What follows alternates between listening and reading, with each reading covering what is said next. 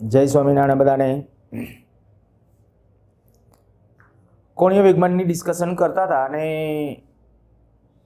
ટોર્કનું discussion પૂરું કરેલું. જો કે ટોર્કનો આપણો એક મુદ્દો છે બળ યુગમાં વાળો, એ બાકી રહી ગયો છે. મેં ટોર્કની 3 વ્યાખ્યાઓ કીધી હતી, 2 વ્યાખ્યાઓ લીધી છે, ત્રીજી એક વ્યાખ્યા બાકી છે, તો એ વ્યાખ્યા પણ આજે લઈ લેશું. પહેલા કોણીય વેગમાનની જે ચર્ચા હતી એ કોણીય વેગમાન અને ટોર્ક વચ્ચેના એક નાનકડા સંબંધની વાત. તો એ સૌથી પહેલા આપણે એ કરીએ, કોણીય વેગમાન અને ટોર્ક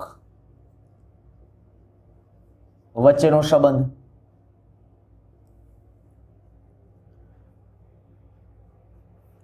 કોયડાઓ સોલ્વ કરવા માટે ખૂબ કામનો અને આમ ખૂબ સિમ્પલ પણ. સૌથી પહેલા કહીએ કે ભાઈ આપણે જાણીએ છીએ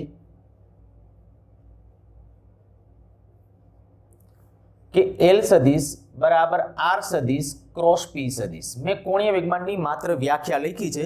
પહેલી વ્યાખ્યા, કોણીય વેગમાન એટલે શું? તો કે R અને P ના સદિશ ગુણાકારને કોણીય વેગમાન કહેવાય. હવે તમે લખો ત્યારે કદાચ જો થિયરીમાં લખવાનું હોય ને, સ્ટેટ બોર્ડમાં તમારે લખવાનું હોય તો તમે આમ લખી શકો કે કોઈ R સ્થાન સદિશ ધરાવતા કોઈ કણ નું દળ m છે અને તેનો વેગ v છે, કારણ કે P બરાબર mv પહેલા કેવું પડે. તો એનું કોઈ સંદર્ભ બિંદુને અનુલક્ષીને કોણીય વેગમાન નીચે મુજબ લખી શકાય. એમ કહીને આ ઇક્વેશન લખવાનું. મેં આ લખી નાખ્યું, આપણે જાણીએ છીએ. એટલે બદલે મેં કીધું તમારે આખું વ્યવસ્થિત વર્ણન કરવાનું હોય તો આ રીતે લખી શકો.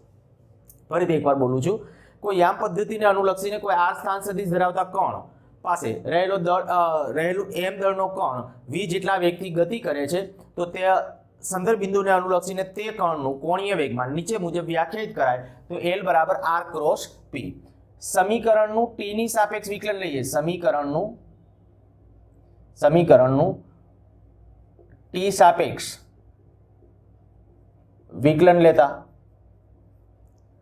જો આનું t ની સાપેક્ષ વિકલન લેશું શું થશે? dl સદિશ અપોન dt બરાબર r ને અચળ રાખી p નું વિકલન dp by dt plus dr upon dt.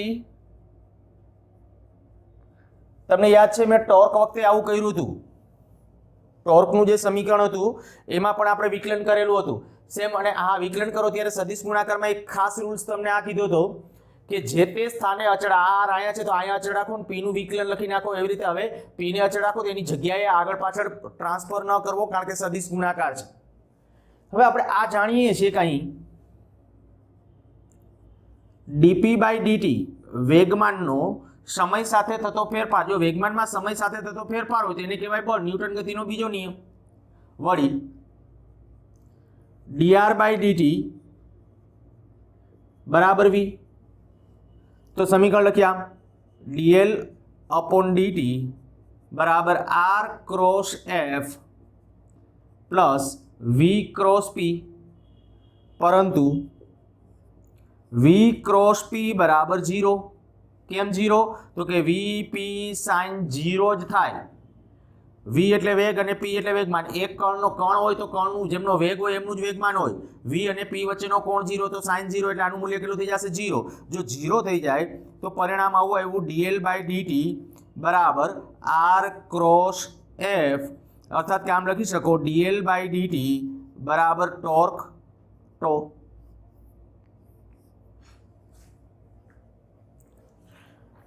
જેમ રેખીય ગતિની અંદર f બરાબર dp બાય dt, રેખીય ગતિની અંદર શું હતું? f બરાબર dp બાય dt, એવી રીતે એને અનુરૂપ ચાક ગતિનું ઇક્વેશન લખીએ તો ટોર્ક ટો બરાબર, આ જોઈ શકો છો, ટોર્ક ટો બરાબર dl અપોન dt. મેં મૂલ્ય લખ્યું છે, સદિશ સ્વરૂપમાં નથી લખ્યું. આને શું બોલતા હતા? વેગમાનના ફેરફારનો દર, કણના વેગમાનના ફેરફારનો દર તેના પર લાગતા પરિણામી બાહ્ય બળ જેટલો હોય છે. આ બળ એટલે બાહ્ય બળ જેટલું. તો એવી રીતે જ્યારે કણ માટેની વાત હોય, એક કણ હોય ત્યારે એક વસ્તુ એ પણ ડિસ્કસ કરજો, બાહ્ય બળ બોલો તોય ભલે, ન બોલો તોય ભલે, એક કણમાં આંતરિક બળ હોય જ નહીં. આંતરિક બળ ક્યારે હોય? 2 કે 2 કરતા વધારે કણો હોવા અનિવાર્ય છે. હું તમને એમ કહું કે આ એક કણ છે, આ બીજો કણ છે, તો આ બે પરસ્પર બળ લગાડે તો આંતરક્રિયા બળ હોય, આંતરિક બળ હોય. એટલે આંતરક્રિયા બળ હોય તો જ આંતરિક બળ છે. પણ આ એક જ કણનું અસ્તિત્વ હોય તો એના ઉપર જે બળ લાગતું એની બાહ્ય બળ જ હોય, બાહ્ય બળ જ. કોઈક ને કોઈક તંત્ર વડે કે એના વડે કંઈક ને કંઈક પ્રકારનું બળ હોય તો જ એ પોસિબલ છે. તો એનો અર્થ એવો થઈ ગયો કે જ્યારે હું આ એમ કહું છું કે કણના વેગમાનના ફેરફારનો સમય દર અથવા વેગમાનના ફેરફારનો દર એ તેના પર લાગતા બાહ્ય બળ જેટલો હોય છે અથવા બળ જેટલો હોય છે. તો એવી રીતે આ એમ કહેવાય કે કોણીય વેગમાનના ફેરફારનો સમય દર એ કણ પર લાગતા ટોર્ક જેટલો હોય છે. તો કણનો કોણીય વેગમાનનો ફેરફાર એ ટોર્કને સમતુલ્ય છે, જ્યારે રેખીય વેગમાનનો ફેરફાર એ બળને સમતુલ્ય છે. તો આ અત્યાર સુધીનું આપણું જે ડિસ્કશન થયું એમ કહી શકાય કે ભાઈ એક કણ માટેની આપણી વાત હતી. તો હવે ઘણા બધા કણોનું તંત્ર હોય તો અહીંયા આપણે આ તમને શબ્દોને આવી રીતે આમે પૂછી શકે, દર્શાવો કે આમ, હું અહીંયા આમ કે નામ લખી નાખ્યું, આમ કણના કોણીય વેગમાન ના ફેરફારનો દર અથવા સમય દર, ફેરફારનો દર એ કણ પર લાગતા ટોર્ક જેટલો હોય છે. જ્યારે કણ પરની હું વાત કરું છું ત્યારે કણ માટે મેં કીધું કે બાહ્ય બળો કે આંતરિક બળો એવું સ્પષ્ટ ઉલ્લેખ ન કરો તો ચાલે, એટલા માટે કે એક કણ હોય એટલે માત્ર ને માત્ર ઇક્યુ બાહ્ય બળને કારણે જ એનો ફેરફાર હશે, એટલે કે બાહ્ય ટોર્ક જ હશે, આંતરિક ટોર્ક ત્યારે હોતું નથી. અચ્છા, હવે આટલી વસ્તુ આના ઉપરથી શિખામણ લેવાની છે. એક આપણું આ સમીકરણ, બીજું આપણે જે કીધું કે dl/dt બરાબર r ક્રોસ f. જો કણોનું તંત્ર હોય, ઝાઝા કણોનું તંત્ર હોય તો કણોના તંત્ર માટે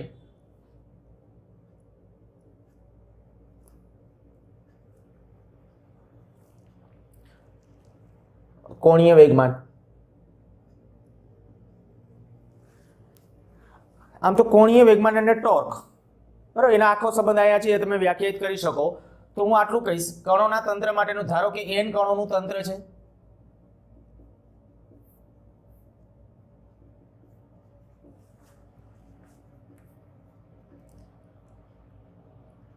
તો પરિણામી કોણીય વેગમાન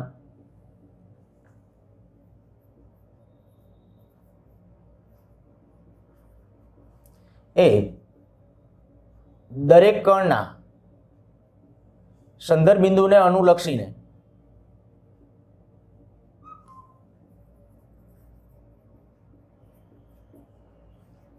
કોણીય વેગમાનના સદિશ સરવાળા જેટલું હોય છે.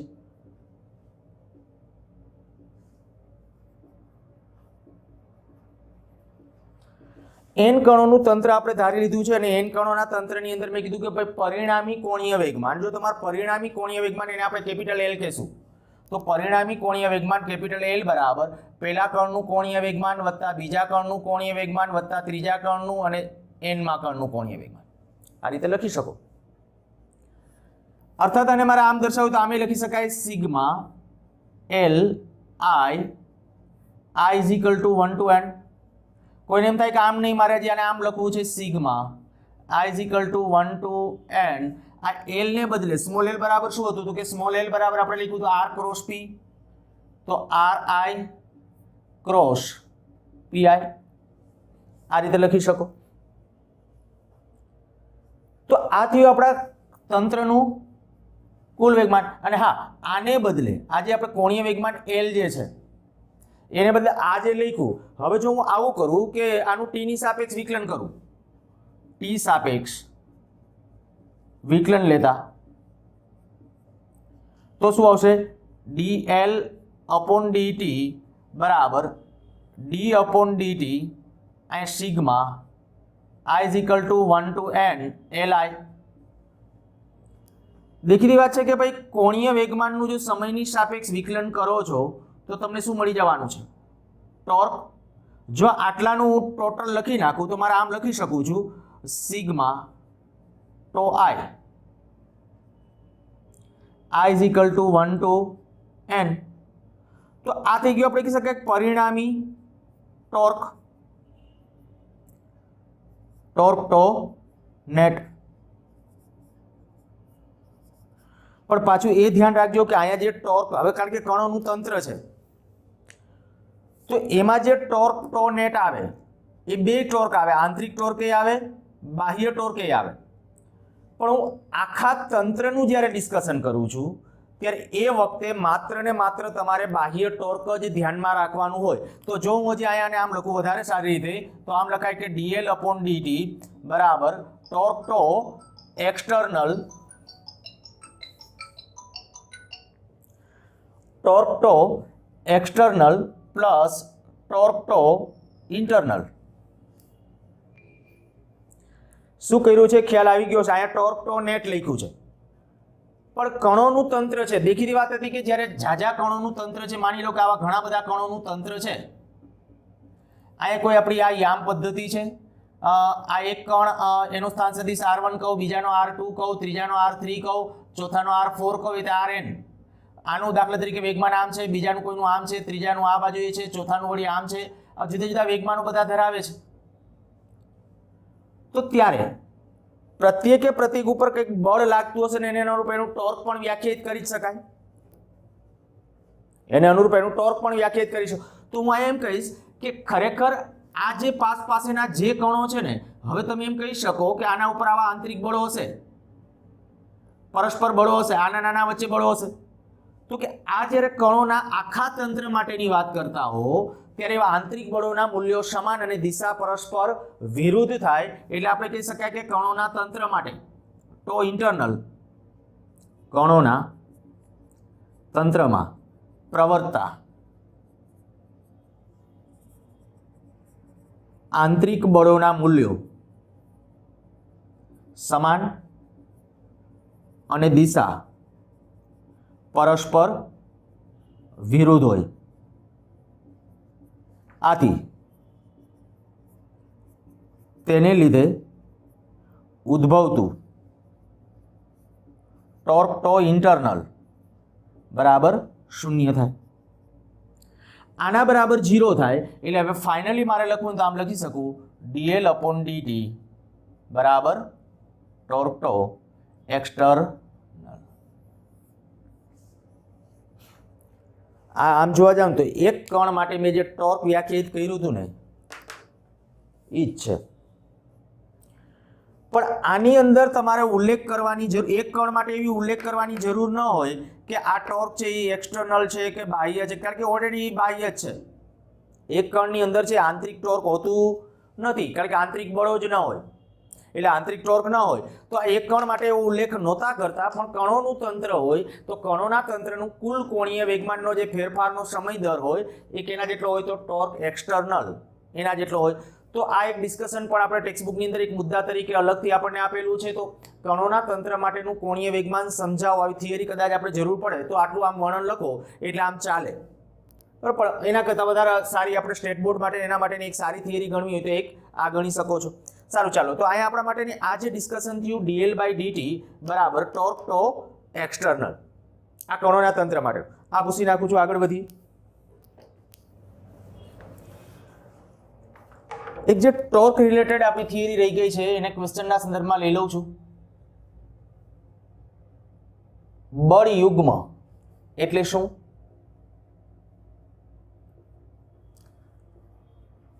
બળ યુગ્મ વડે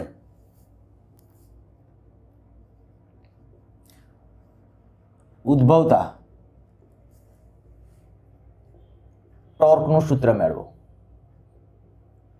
મેં ક્વેશ્ચનના સંદર્ભમાં જ લખી નાખ્યું છે। તો સૌથી પહેલા તો બળ યુગ્મ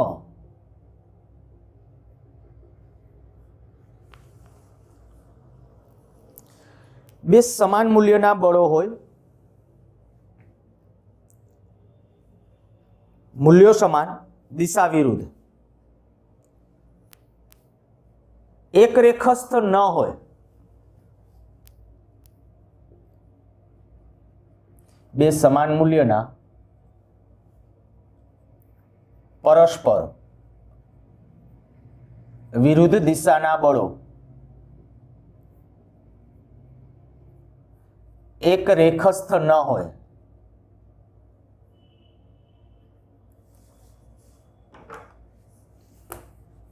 બે સમાન મૂલ્યના પરસ્પર વિરુદ્ધ દિશાના બળો એક રેખસ્થ ન હોય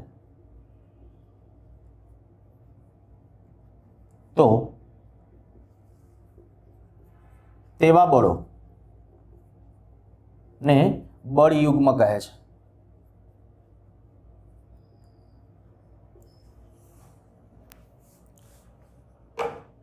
ખાસ શબ્દ ધ્યાન રાખજો, મેં કીધું કે બળયુગ્મ એટલે શું, તો કાર્યરેખા જુદી જુદી બેની, બરાબર, જુદી. હા, ટેક્સ્ટ બુકમાં શબ્દ આ રીતે આમ હશે, જુદી જુદી કાર્યરેખા, બેની કાર્યરેખા જુદી. મેં આ લખ્યું એક રેખાસ્થ ન હોય એટલે એક રેખા ઉપર આવેલા ન હોય એટલે કાર્યરેખા જુદી જુદી થઈ.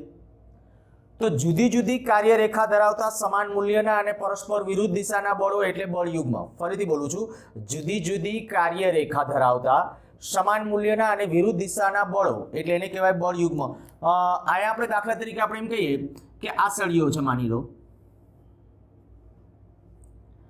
તો અહીંયા એક બળ આમ લાગે છે, એટલા જ મૂલ્યનું બળ આમ લાગે છે. આનું જેટલું મૂલ્ય હોય, આ F1 આ F2,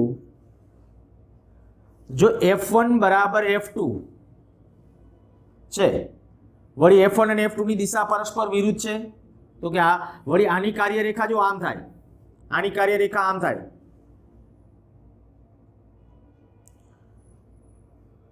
આ બંનેની કાર્યરેખા જુદી જુદી હોય. મેં આમ કીધું છે એક રેખસ્થ ન હોય. જો કે વધુ પ્રોપર શબ્દ છે એ આ છે, ટેક્સ્ટબુકની અંદર જે શબ્દ પ્રયોગ કરેલો છે, જુદી જુદી કાર્યરેખા ધરાવતા બે સમાન મૂલ્યના, જુદી જુદી કાર્યરેખા ધરાવતા, આવો શબ્દ પ્રયોગ છે. હવે જુદી જુદી કાર્યરેખા એટલે ઓકે, હું એક બીજું ઉદાહરણ સાથે સાથે આપું એટલે તમને વધારે ખ્યાલ આવે.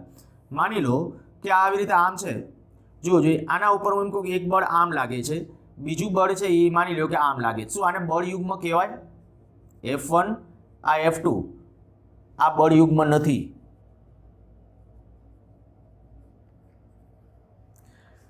આ બળયુગ્મ છે. જો સમાન મૂલ્ય, દિશા વિરુદ્ધ, સમાન મૂલ્ય હોય તો, જો સમાન મૂલ્ય હોય તો, નહીતર નહીં. સમાન મૂલ્ય, દિશા વિરુદ્ધ, અને બેની કાર્યરેખા એક નથી, જુદી જુદી કાર્યરેખા. આની કાર્યરેખા આમ છે, આની કાર્ય આમાં શું છે, તો કે આની કાર્યરેખા અને આની કાર્યરેખા તો જુદી છે, દિશા વિરુદ્ધ છે. જુઓ જોઈએ, બેની નથી, બેની દિશા જુદી નથી, વિરુદ્ધ નથી. આની દિશા આમ છે, આની દિશા આમ છે, તો આ બળયુગ્મ નથી. માની લો કે આવી રીતે આમ કન્ડિશન હોય, આમાં આપણે F1 બરાબર F2 હોય તો પણ બળયુગ્મ નથી. અહીંયા આપણે કઈ કહેવાય, દાખલા તરીકે આના ઉપર આમ બળ લાગે છે, આ F1, આના ઉપર બળ એનાથી વિરુદ્ધ દિશામાં આમ છે F2, આ બળયુગ્મ છે F1 અને F2. તો કે જો F1 બરાબર F2 હોય, જોજો બેના મૂલ્યો સમાન, દિશા વિરુદ્ધ છે, વળી આની કાર્યરેખા આમ કહેવાય, આની કાર્યરેખા આમ કહેવાય, એક કાર્યરેખા નથી, જુદી જુદી છે, તો બળયુગ્મ છે. તો તમને આ ખ્યાલ આવવો જોઈએ દરેક વખતે. માની લો કે આપણે કહીએ કે ભાઈ આવી રીતે આ બરણી છે, ટેક્સ્ટબુકની અંદર આવી પણ આકૃતિ એક ડ્રો કરેલી છે, બરણી છે એનું આ ઢાંકણ, હું આખી બરણી છે હવે ડ્રો નથી કરતો.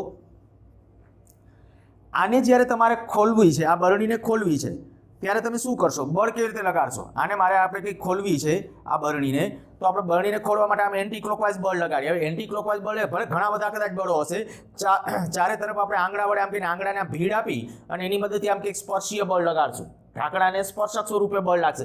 તો એ બધા બળો અહીંયા આપણે કહી શકાય સામસામેના બળ, એક આ બાજુ બળ લાગે, બીજું આ બાજુ બળ લાગે. અહીંયા તમને એમ કહું કે એક બળ આમ લાગતું હોય તો બીજું બળ અહીંયા આપણે કે એની વિરુદ્ધ બાજુએ આમ લાગતું હોય, તો આ બળયુગ્મ બનાવે છે એમ કહેવાય. આ જ રીતે આપણે દાખલા તરીકે 2 વ્હીલર છે કે 4 વ્હીલર છે, કાર છે, તો કારનું જે સ્ટીયરિંગ છે, તો સ્ટીયરિંગની અંદર આપણે પકડી રાખેલું હોય ત્યારે આપણે કહીએ કે ટર્ન લેવો છે, તો આ બાજુ જેટલું બળ લગાડ્યું એટલું જ બળ આમ લગાડીએ, બરાબર. આ રીતે આમ આપણે ટર્ન લઈએ, તો બે બળોના મૂલ્યો સમાન દિશા, ભલે એમાં આમ રાઉન્ડ શેપ ભલે ફરે, પણ દિશા જો કોઈ પણ તમે સામે હાથ રાખેલા છે, તો અહીંયા બળ આમ લાગતું હશે, તો અહીંયા બળ આમ લાગતું હોય તો જ. પછી તમે એમ કે એક હાથે ડ્રાઇવિંગ કરું છું તો એ બળયુગ્મ નથી. એક હાથ વડે બળ જાજુ લગાડો, બીજા હાથ વડે બળ ઓછું લગાડો, બળયુગ્મ નથી. બળયુગ્મ ત્યારે જ છે કે સમાન મૂલ્યના પરસ્પર વિરુદ્ધ દિશાના બે બળો અને એક રેખાસ્થ ન હોવા જોઈએ. મીન્સ કે બંનેની કાર્યરેખા કેવી હોવી જોઈએ? અલગ અલગ હોવી જોઈએ. તો તેવા બે બળો બળયુગ્મ બનાવે છે તેમ કહેવાય. તો બળયુગ્મની હવે ડેફિનેશન તમને ડેફિનેટલી આવડી ગઈ. આનો ઉપયોગ છે 12th ની અંદર એ ભરપૂર માત્રામાં છે, એટલે ખાસ ધ્યાન રાખજો. અને આના ઉપરથી આપણે હવે ટોર્કની ત્રીજી વ્યાખ્યા છે એ વ્યાખ્યાયિત કરવા જવું છે. તો હું આવું કરું, માની લો કે કોઈ પણ બે બળો કોઈ યામ પદ્ધતિને અનુલક્ષીને, હું અત્યારે તમને સમજાય એવી રીતે આકૃતિ ડ્રો કરીને ટેક્સ્ટબુકની અંદર બહુ ટૂંકમાં આપી દીધું છે. માની લો કે આ કોઈ યામ પદ્ધતિની અંદર આ એક્સ અક્ષ છે, આ વાય અક્ષ છે, આ ઉગમ બિંદુ છે. કોઈ એક કણ, આ એક બીજો કણ, આ દાખલા તરીકે આપણે કહીએ R1 સ્થાન સદિશ ધરાવતો એક કણ, અહીં આપણે કહીએ કે R2 સ્થાન સદિશ ધરાવતો અહીંયા એક કણ. આના ઉપર એક બળ લાગે છે અને આના ઉપર એક બળ લાગે. માની લો કે આના ઉપર બળ F1 આમ લાગે છે અને આના ઉપર બળ F2 લાગે છે.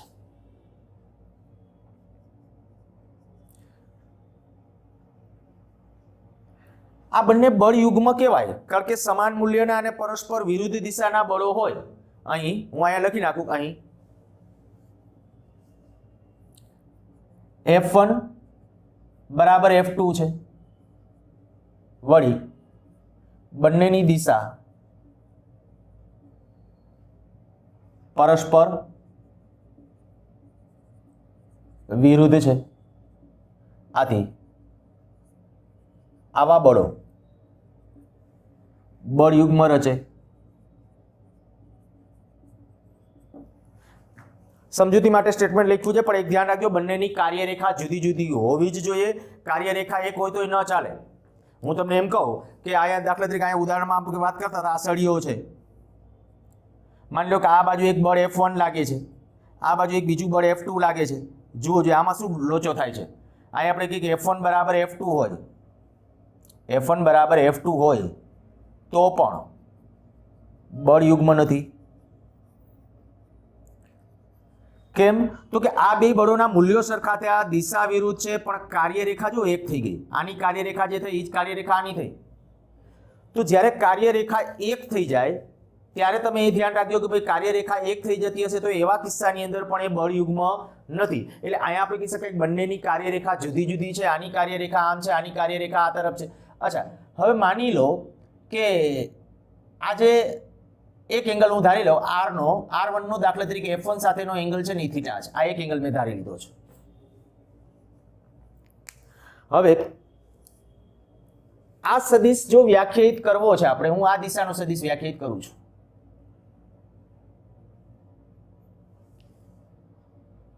આ સદિશ કયો થશે? વેક્ટર આવડતું એટલે તમે આરામથી કહી શકશો કે ભાઈ આ સદિશ છે ને R1 સદિશ માઇનસ R2 સદિશ થશે. આ સદિશ R1 સદિશ માઇનસ, અહીંયા ચાલો હું નામ આપી દઉં છું, આ O છે, અહીંયા P કહી દઉં છું, અહીંયા Q કહી દઉં છું. તો PQ સદિશ બરાબર કેટલો થશે? R1 સદિશ માઇનસ R2 સદિશ. અહીંયા સુધી બધાને ક્લિયર થઈ ગયું હશે? પણ આ બે કણોનું તંત્ર હતું, બે કણોના તંત્ર ઉપર લાગતા બળો આપણે ધારી લીધા અને મેં કહી દીધું કે બે બળોના મૂલ્યો કેવા છે? સમાન છે. બે બળોના મૂલ્યો સમાન છે, દિશા વિરુદ્ધ છે, વળી એક રેખાસ્થ નથી. તો આવા સંજોગોમાં એ બળયુગ્મ રચે છે. હવે બળયુગ્મ રચે તો એને કારણે લાગતું ટોર્ક, તો હું એમ કહીશ કે આ બે કણોનું પરિણામી ટોર્ક, ટો બરાબર τ1 પ્લસ τ2. આ τ1 પ્લસ τ2, તો τ1 કેટલું થશે? તો કે R1 સદિશ ક્રોસ F1 સદિશ વત્તા R2 સદિશ ક્રોસ F2 સદિશ. હવે આપણને આ આપ્યું છે કે F1 અને F2 ના મૂલ્યો સરખા છે, દિશા કેવી છે? પરસ્પર વિરુદ્ધ છે. પરંતુ F1 એનું મૂલ્ય બરાબર F2 નું મૂલ્ય બરાબર F ધારો. આ F ધારી લો. જો આ F ધારી લો તો હું અહીંયા આમ લખીશ કે R, અને હા તમને કોઈને એમ થાય કે ભાઈ અહીંયા મારે ચાલો આપણે ટેક્સ્ટબુક પ્રમાણે હું ફોલો કરું, આમ લખું છું F1 સદિશ બરાબર માઇનસ F2 સદિશ. આવું શું કામ કર્યું? બેના મૂલ્યો સમાન છે, દિશા કેવી છે? પરસ્પર વિરુદ્ધ, એટલે માઇનસ સાથે. તો હું કાં તો F2 ને બદલે માઇનસ F1 લખી નાખું. ચાલો એવું જ કરીએ છીએ. ટોર્ક ટો બરાબર R1 સદિશ ક્રોસ F1 સદિશ માઇનસ R2 સદિશ ક્રોસ F1 સદિશ. શું કર્યું છે? અહીંયા મેં F2 ને બદલે લખી નાખ્યું છે માઇનસ F1 સદિશ. હવે આમાંથી જો આપણે આમ લખીએ R1 સદિશ માઇનસ R2 સદિશ ક્રોસ F1 સદિશ, આ ટોર્ક ટો બરાબર. નવું કશું નથી કર્યું. આની અંદર જે કાંઈ આપણે લીધેલું છે, આપણે કે ભાઈ F1 છે અને F1 ને મેં કોમન કાઢી લીધો છે, પણ એ જમણી બાજુ છે તો સદિશ ગુણાકારમાં જમણી બાજુ જ કોમન રાખવો પડે. R1 માઇનસ R2 આ આપણે લખી નાખ્યા. જો મૂલ્યના સંદર્ભમાં આને મારે લખવા જવું, આપણે ટોર્કની અગાઉ જે વ્યાખ્યા આપી હતી એ મુજબ, તો આને આપણે લખવું હોય તો આમ લખી શકો, mode of R1 minus R2 into F1 નું મૂલ્ય અને સાઇન R1 માઇનસ R2 અને F1 વચ્ચેનો કોણ. R1 માઇનસ R2 અને F1 વચ્ચેનો કોણ. જરાક જુઓ જોઈએ, આ જે વેક્ટર થયો એ કયો છે? R1 minus R2. R1 minus R2 vector, એની દિશા આમ કહેવાય. આ F1 આ બાજુ છે, આ એંગલ કેટલો થશે? તો કે 90 માઇનસ થીટા. તો જ્યારે સદિશ ગુણાકાર દૂર કરતા હો, અહીંયા સદિશ ગુણાકાર, તો આપણે ખબર છે જેમ A ક્રોસ B હોય તો શું આવે? AB sin theta. એવી રીતે આ આપણું જાણે કે આ A છે, આ જાણે કે આપણું B છે, sin થીટા. થીટા એટલે A અને B વચ્ચેનો કોણ. તો A એટલે R1 માઇનસ R2 અને F1 વચ્ચેનો કોણ કેટલો આવશે? તો એ કોણ છે 90 માઇનસ થીટા. અચ્છા, આને શું લખાય? 90 માઇનસ થીટા છે તો કોસ થીટા લખી શકાશે. તો R1 માઇનસ R2, આ F નું મૂલ્ય કોસ થીટા. સહેજ આકૃતિ ઉપર આવો. જો અહીંયા હું આવું કરું, આ બળને આમ લંબાવું છું, આની જરૂર પડે તો આમ લંબાવી દો, અને આ અંતર આ એંગલ છે એ થીટા છે. આ એંગલ થીટા થશે, આ 90 માઇનસ થીટા થશે, આ પાછો થીટા થશે. ફરીથી આ એંગલ થીટા છે તો આ એંગલ અભિકોણ એનો થીટા થશે. આ કેટલો થાય? 90 માઇનસ થીટા થશે. કારણ કે આ અને આ તો આપણે કહી શકીએ કે જે આ દિશાનો આપણે જે સદિશ બનાવ્યો છે, તો ત્યારે અહીંયા આપણા માટે આ ધ્યાન રાખજો, આ જે આપણે કહીએ આ બંનેને જે જોડતો સદિશ આપણે ડ્રો કરેલો છે R1 અને R2, તો દેખીતી વાત સીધી આ થીટા છે એટલે આ થીટા, તો 90 માઇનસ થીટા આ થીટા થઈ ગયો. જો આ થીટા છે તો આનો આ તરફનો ઘટક કયો થશે? Cos theta. એટલે અહીંયા મારે જો આમ લખવું હોય તો જ આને આમ લખું છું. અચ્છા, અહીંથી ટોર્કનું મૂલ્ય છે. પછી અહીંયા સુધી સદિશ હતો પણ અહીંયા ટોર્કનું મૂલ્ય, તો ટોર્ક ટો માન બરાબર આ બળ F1 ગુણ્યા R1 minus R2 cos theta. હવે આકૃતિ ઉપરથી જો આનો આ તરફનો ઘટક અહીંયા હું આમ લખું MP, તો શું આવશે? R1 માઇનસ R2 એનું મૂલ્ય આનો આ તરફનો ઘટક એટલે કોસ થીટા. તો અહીંયા આપણે લખાય આ F1 ક્રોસ MP. અર્થાત કે આને આમ કેવું તેમ કહેવાય કે આ છે એ બળ છે ગુણ્યા, ખરેખર બળ એટલે કયું? તો કે બે માંથી ગમે એ બળ બોલાય. કેમ? તો કે બેના મૂલ્યો સમાન છે. એટલે આની વ્યાખ્યા છે ને આપણે આમ યાદ રાખીએ, એક બળનું મૂલ્ય ગુણ્યા બંને બળોની કાર્યરેખા વચ્ચેનું લંબ અંતર. આ આપણી ટોર્કનું મૂલ્ય શોધવા માટેની ત્રીજી વ્યાખ્યા પણ આ ત્યારે જ સાચી છે કે જો બળ યુગ્મ હોય તો, બળ યુગ્મ હોય તો. બળ યુગ્મ માટે આપણને ખબર પડી ગઈ છે મૂલ્ય સમાન હોય, દિશા પરસ્પર વિરુદ્ધ હોય અને એક રેખસ્થ ન હોય તો તેવા બળો બળ યુગ્મ રચે. અને જો બળ યુગ્મ હોય તો અને તો જ આપણી આ ટોર્કની ત્રીજી વ્યાખ્યા વેલિડ છે. અને ત્રીજી વ્યાખ્યા વેલિડ છે એ પ્રમાણે શું, તો કે ત્રીજી વ્યાખ્યા આપણે આ થઈ એક બળનું મૂલ્ય, બેમાંથી ગમે એક બળનું મૂલ્ય લખી નાખો ગુણ્યા બે બળોની કાર્યરેખા વચ્ચેનું લંબ અંતર. જો આ જે છે આટલું આ અંતર એટલે શું કહેવાય, આ બળની કાર્યરેખાના એ બે વચ્ચેનું લંબ અંતર લખી નાખો, સીધું કામ પૂરું. તો ગમે ત્યારે હવે આવું આપણને આમ આપી દીધેલું છે, માની લો કે આવો કોઈ સળિયો છે, સાયકલનું સ્ટીયરિંગ છે, કદાચ આવું આવું ધારી લઈએ, બરાબર. આ સાયકલનું હેન્ડલ છે. જ્યારે એના ઉપર આપણે કહી શકીએ કે ભાઈ અત્યારે આપણે આ સાયકલ છે અથવા આધાર ગમી, જ્યારે આપણે બળ લગાડીએ છીએ ત્યારે બળ માટે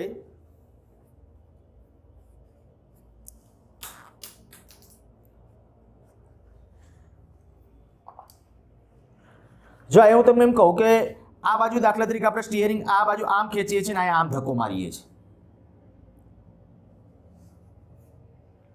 આ આખું મેં કીધું કે આ આધાર ઉપર આને અનુલક્ષીને ભ્રમણ થશે. આપણે એક બળ આ બાજુ લગાડીએ છીએ, બીજું બળ થોડું અત્યારે 3D માટે છે ને આ બળને આમ દર્શાવું, ભલે આપણું સ્ટીયરિંગ છે એ જ્યારે દર્શાવીએ. ઓકે, આકૃતિ ફરીથી દોરું છું.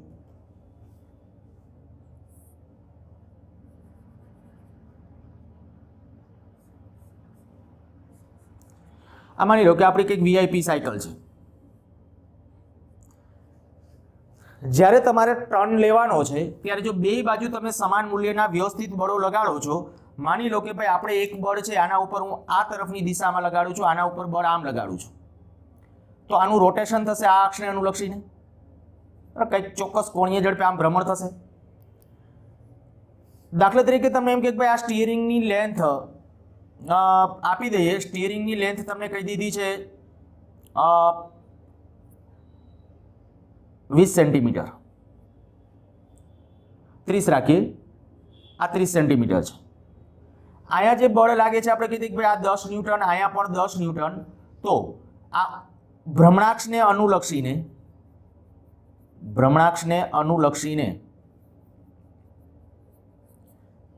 ટોર્ક કેના સ્ટીયરિંગ ઉપર, બરાબર, ભ્રમણાક્ષને અનુલક્ષીને સ્ટીયરિંગ પર લાગતું ટોર્ક.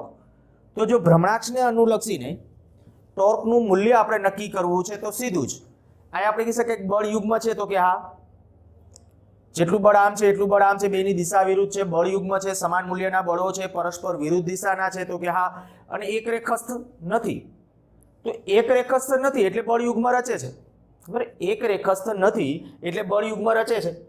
તો આપણે એમ કહી શકાય અહીંયા આપણા માટે જ્યારે એક રેખસ્થ બળ, તો બળની આપણે ટોર્કની વ્યાખ્યા શું, એક બળનું મૂલ્ય, બેમાંથી એકનું મૂલ્ય લખી નાખો 10 ન્યૂટન, અને બે બળો વચ્ચેનું લંબ અંતર. તો સ્ટીયરિંગ જ્યારે તમે પકડી રાખેલું હોય ત્યારે જો એ બે બળો વચ્ચેનું, કારણ કે એક બળ તમે આમ લગાડો બીજું આમ, તો એ લંબ અંતર જ થાય. સ્ટીયરિંગની જે લેન્થ છે ને એ ડાયરેક્ટલી લંબ અંતર થશે. તો અહીંયા ડાયરેક્ટલી તમારે કેવું હોય તો કહી શકો ભાઈ ટોર્ક ટો બરાબર એક બળનું મૂલ્ય એટલે 10 ગુણ્યા બંને બળો વચ્ચેનું લંબ અંતર એટલે બળની કાર્યરેખાનું સંદર્ભ બિંદુથી લંબ અંતર. તો એને મેં મીટરમાં ફેરવું છે તો આપણે કહી શકાય કે 3 જૂલ અથવા 3 ન્યૂટન ઇન્ટુ મીટર. તો આ બળ યુગ્મની ચર્ચા થઈ, બરાબર. તો બળ યુગ્મને કારણે ટોર્ક આપણો જ્યાં વચ્ચે એક બાકી રહી ગયો તો એ ટેક્સ્ટ બુકની અંદર આના રિલેટેડ કે ભાઈ આમ બળની તમારે ખોલવી છે, તો પછી મેં કીધું કારનું સ્ટીયરિંગ છે, 2 વ્હીલરનું સ્ટીયરિંગ છે, તો એ બધા જ એને જ્યારે તમે આપણે કહી શકીએ કે જ્યારે મૂવમેન્ટ આપો છો ત્યારે એ બળ યુગ્મ, જેને કપલ ફોર્સ પણ કહેવાય,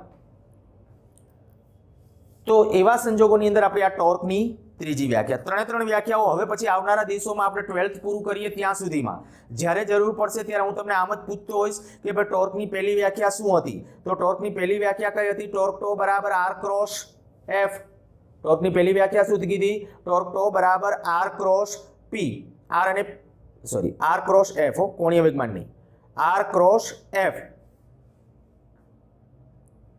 એક કણ માટેની વાત હતી. ઝાઝા કણોનું તંત્ર હોય તો કે તો એ જ આર ક્રોસ એફ, પણ ત્યારે એફ નેટ લેવાનું, એફ એક્સટર્નલ બળને કારણે જે હોય એ એફ નેટ લેવાનું. બીજી વ્યાખ્યા આપણે આવી આપી હતી કે બળ ગુણ્યા બળની કાર્યરેખાનું સંદર્ભ બિંદુથી લંબ અંતર, એનો મોટા પાયે આપણે ઉપયોગ કરવાના છે. બળ ગુણ્યા બળની કાર્યરેખાનું સંદર્ભ બિંદુથી લંબ અંતર, બરાબર. એનો મેં કીધું આપણે પ્રમાણે મેક્સિમમમાં મેક્સિમમ ઉપયોગ કરવાના છીએ. અને ત્રીજી વ્યાખ્યા આપણી આ કે જો એ બળ યુગ્મ રચે તો આપણે શું કહેશું? એક બળનું મૂલ્ય ગુણ્યા બે બળો વચ્ચેનું લંબ અંતર. ચાલો આ પૂછી નાખું છું.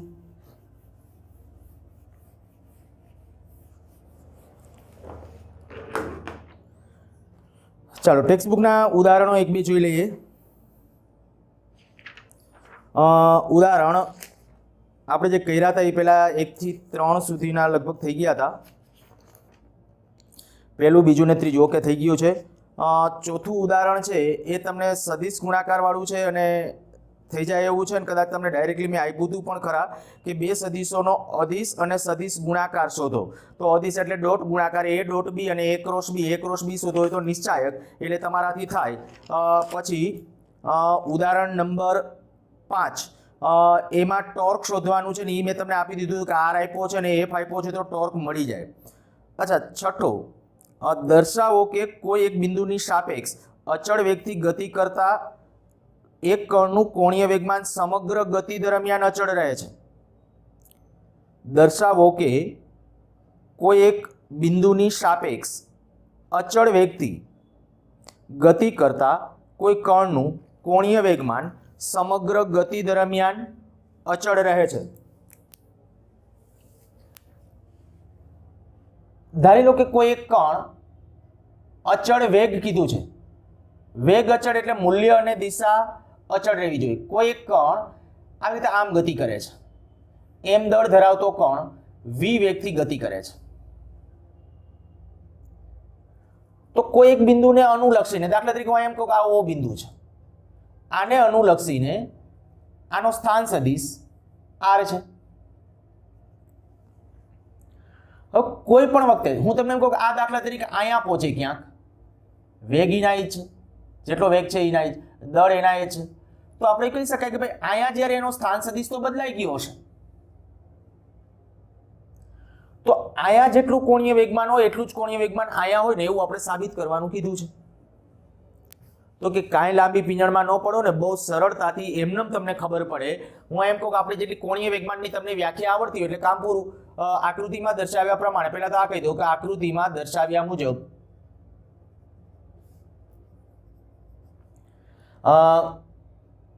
એમ દળ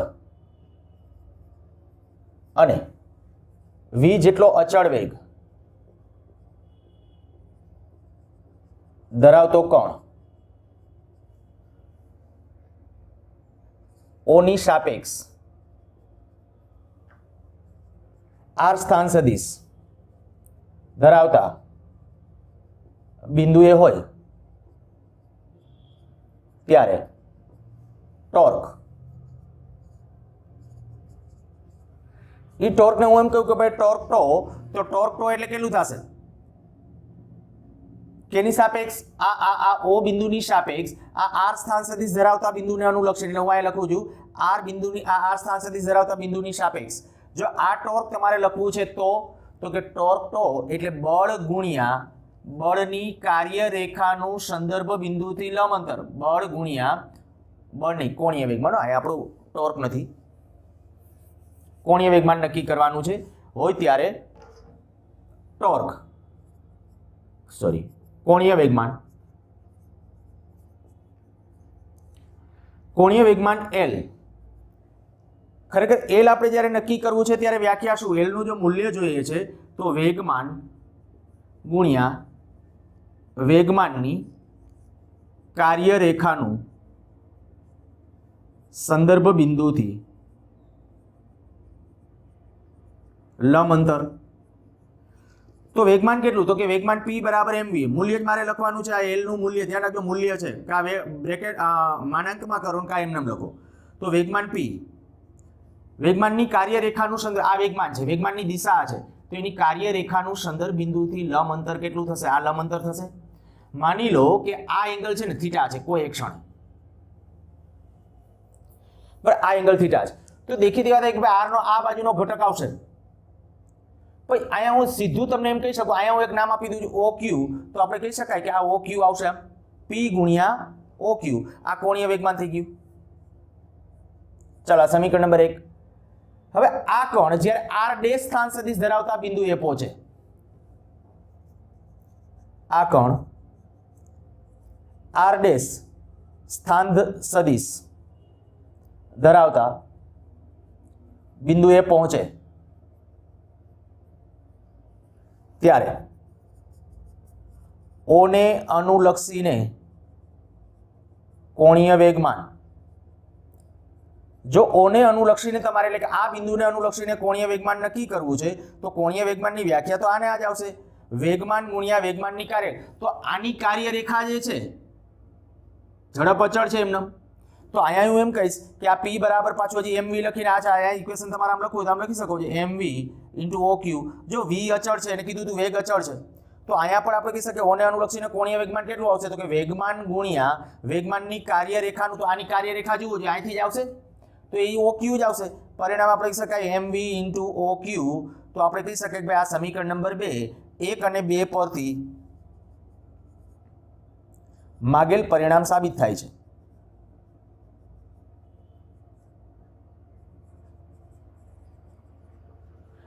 થોડા કન્સેપ્ચ્યુઅલ છે અને કન્સેપ્ટ સમજાવવા માટેનું સરસ ઉદાહરણ છે। ખાલી ટૂંકમાં તમારે આવું નક્કી કરવાનું છે કે જ્યારે આપણે આ નક્કી કરીએ છીએ ત્યારે જે તે બિંદુને અનુલક્ષીને આપેલો કોણ જો વેગ અચળ હોય તો, ઝડપ અચળ હોય તો નહીં, આની ડિરેક્શન બદલાય, માની લો કે આની ડિરેક્શન બદલાય તો એવી સ્થિતિમાં બદલાતું હશે। હું એકાદ બે ક્વેશ્ચન વધારામાં પૂછું, લગભગ જીની અંદર કે એમાં કંઈક ક્વેશ્ચન પૂછાયેલો છે। ચાલો m બરાબર અથવા m દળ ધરાવતો કણ અમુક ઊંચાઈથી મુક્ત પતન પામે છે,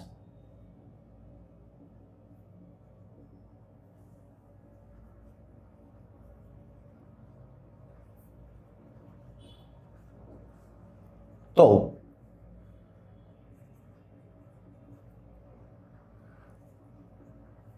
કોઈ જમીન પરના બિંદુની સાપેક્ષ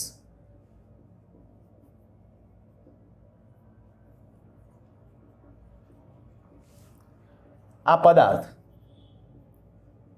નું કોણીય વેગમાન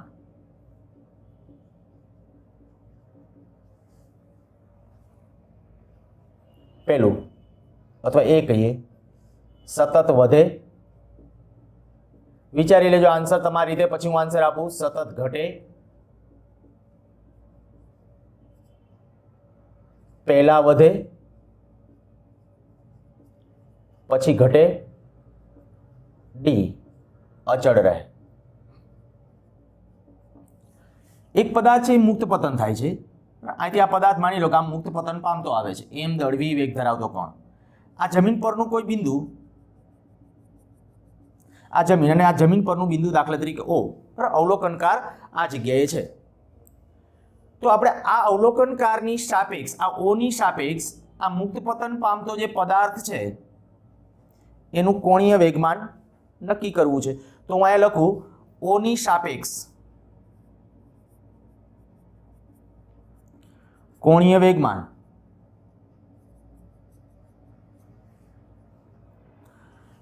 આ જગ્યાએ એનો સ્થાન સદિશ તમને r દેખાય છે,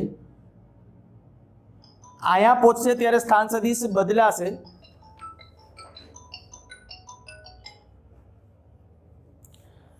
જ્યારે આયા પહોંચે છે ત્યારે પાછો સ્થાન સદિશ બદલાશે, પણ છતાં પણ જ્યારે મારે કોણીય વેગમાન નક્કી કરવું છે ને તો વેગમાન p ગુણ્યા કાર્યરેખાનું સંદર્ભ બિંદુથી લંબ અંતર, તો આ વેગમાનની કાર્યરેખા આમ છે, એનું સંદર્ભ બિંદુથી લંબ અંતર કેટલું OQ। હવે આ mv માની લો કે આ અંતર અત્યારે d કહી દઉં તો શું થશે d। જો જોઈએ આ જેમ મુક્ત પતન પામતો જશે એવા સંજોગોની અંદર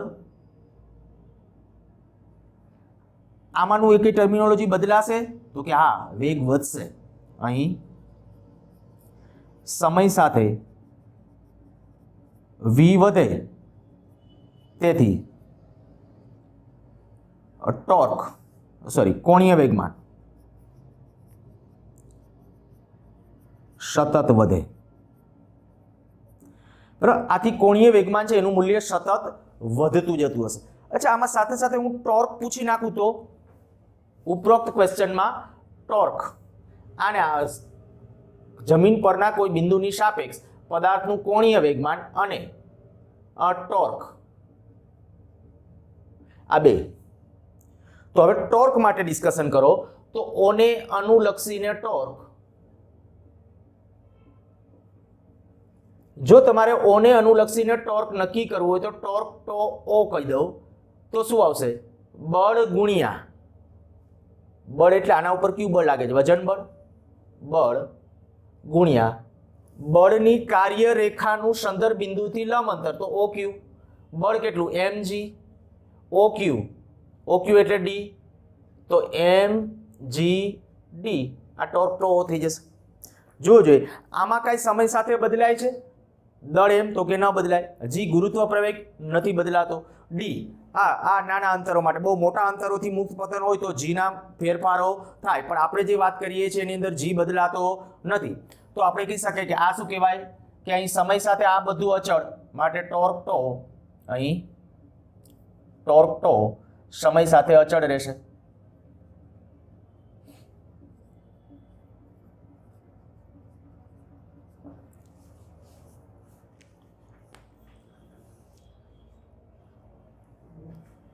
આવી રીતે ગમે ત્યારે કોઈ પણ કન્ડિશન હોય ને, મુક્ત પતન પામતા પદાર્થ માટે હોય કે બીજી કોઈ પણ પરિસ્થિતિ આપેલી હોય તમને, તો તમને એ નક્કી કરતા આવડવું જોઈએ. હવે એક લગભગ નીટની અંદર પૂછેલો ક્વેશ્ચન હતો, આવો કંઈક ક્વેશ્ચન હતો. આ દાખલા તરીકે યામ પદ્ધતિ, આમ એક્સ અક્ષ, આમ વાય અક્ષ છે, આ ઓ, આ એક્સ અક્ષ. એક કણ છે ને આમ જતો હતો વી જેટલા વેગ. પછી એણે આવું કીધું હતું કે આ વી જેટલી ઝડપથી જેમ દૂર જાય એમ ઓને અનુલક્ષીને આ કણ પી વી વેગથી આકૃતિમાં દર્શાવ્યા પ્રમાણે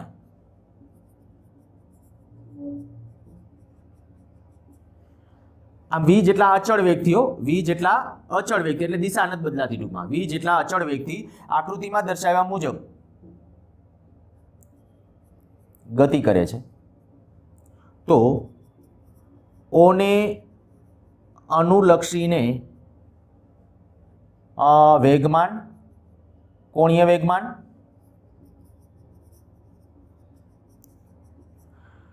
ઓને અનુલક્ષીને કોણીય વેગમાન અને સાથે સાથે ઓને અનુલક્ષીને કોણીય વેગમાન પ્લસ આપણે નક્કી કરવું છે બીજું સાથે ટોર્ક. ચાલો, કોણીય વેગમાન અને ટોર્ક બે પૂછ્યું હતું. આ કોણીય વેગમાન એક જ પૂછ્યું હતું. શું કહેશો? સતત વધે, ઘટે કે અચળ રહે? સતત વધે, ઘટે કે અચળ રહે? તો દેખીતી વાત છે આની દિશા જો આમ જ રહેવાની તો આની કાર્યરેખા આમ હશે. આનું દળ ફિક્સ છે, વેગ ફિક્સ છે, તો આને અનુલક્ષ આ લંબ અંતર ન બદલાય, અને લંબ અંતર ન બદલાય એટલે આપણો આન્સર શું આવશે? અચળ. હું એક બીજો ક્વેશ્ચન તમને પૂછું છું, એનો આન્સર છે ને તમારે મને વોટ્સઅપની અંદર મોકલી આપવાનો છે. માની લો કે આ આપણી પૃથ્વી, એક પદાર્થને હું અહીંથી પ્રક્ષિપ્ત કરું છું આ રીતે આમ, તો ગતિ દરમિયાન પદાર્થને ઓ પાસેથી, રકમ આ રીતે લખી નાખજો કે આકૃતિમાં દર્શાવ્યા પ્રમાણે એક પદાર્થને ઓ પાસેથી પ્રક્ષિપ્ત કરવામાં આવે છે, તો સમય સાથે ઓને અનુલક્ષીને ટોર્ક, સમય સાથે ઓને અનુલક્ષીને ટોર્ક સતત વધે, સતત ઘટે, પહેલા વધે પછી ઘટે, પહેલા ઘટે પછી વધે. એક ચોથો ઓપ્શન છે ને, ચોથો નહીં, પાંચમો એક ઓપ્શન વધારાનો, એના માટે પહેલા ઘટે પછી વધે. પહેલા એટલે ક્યાંની વાત? અહીંયા સુધી, મહત્તમ ઊંચાઈ સુધી, બરાબર. એ મેં ઓપ્શન, એનો અર્થ એવો નથી કે આ આન્સર આવશે, તમારે વિચારવાનું છે. મેં પ્રશ્ન ફરીથી એકવાર રિપીટ કરી જાઉં, જે કીધું એ કે આકૃતિમાં દર્શાવ્યા પ્રમાણે કોઈ એક પદાર્થને ઓ પાસેથી પ્રક્ષિપ્ત કરવામાં આવે છે, તો ઓની સાપેક્ષ કણ પર લાગતું ટોર્ક, આ પાંચ ઓપ્શનમાંથી ક્યુ આવે? કોણીય વેગમાન નક્કી કરવું થોડું મુશ્કેલ છે, ટ્રાય કરજો. એનો આન્સર ન આવડે તો ચાલશે, હું તમને નેક્સ્ટ લેક્ચરોમાં શીખવાડીશ. પણ ટોર્ક આવડી જવું જોઈએ. આ જે શીખવાડેલા છે એના આધારે ટોર્ક માટે તમારો આન્સર સાચો પડવો જોઈએ. સારું, વધારે હવે અહીંથી